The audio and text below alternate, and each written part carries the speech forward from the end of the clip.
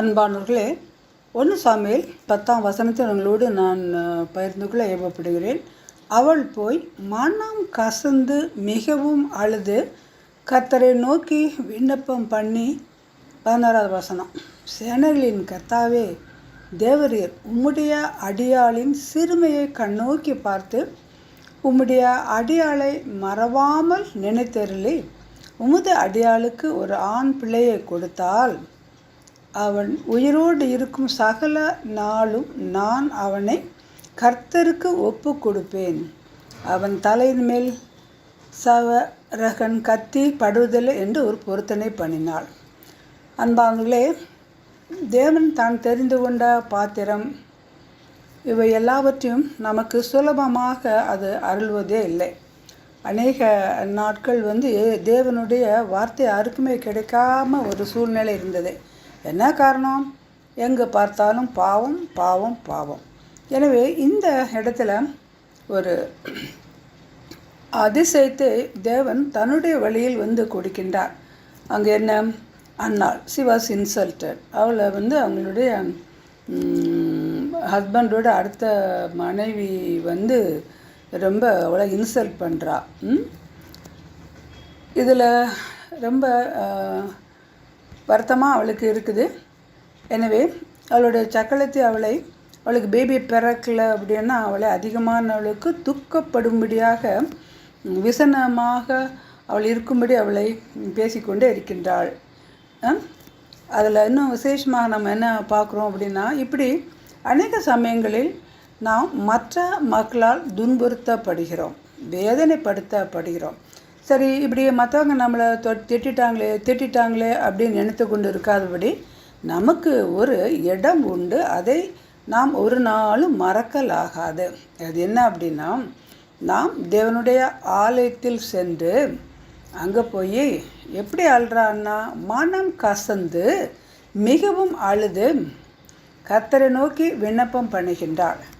ஒரு சமயம் எங்கள் காலேஜில் நான் ஒர்க் பண்ணும்போது ரொம்ப சந்தோஷமாக இருக்கும். ஒரு சகோதரி சொன்னாங்க, மேடம் எனக்கு பேபி இல்லை, வாங்க ஜெபம் பண்ணுவோம் அப்படின்னு. இல்லை, ஆண்டவர் உங்களுக்கு 2 குழந்தைய தர்றாரு அப்படின்னு. மனம் கசந்த அழுத அவர்களுக்கு ஆண்டவர் குழந்தையை கொடுத்தார்.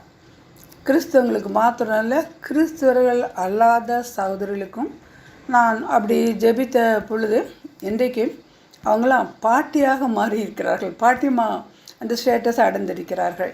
எனவே நாம் செய்ய வேண்டியதெல்லாம் நம்மை பற்றி, நம்மை சுற்றி, நம்மை நோக்கி ஜெபிக்கிறதுக்கு வருகின்ற மக்களை நாம் தேவனுடைய சந்நிதியில் அழைத்து சென்று நாம் ஜெபிக்கின்ற பொழுது ஆண்டவர் நிச்சயமாக அவர்களுக்கு குழந்தையை கொடுக்கின்றார்.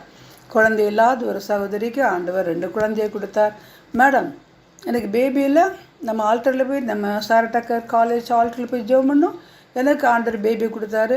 மேடம் இப்போ அவளுக்கு பேபி இல்லை, உங்களுக்கு உதவி செஞ்ச ஆண்டவர் அவளுக்கும் செய்ய மாட்டாரா?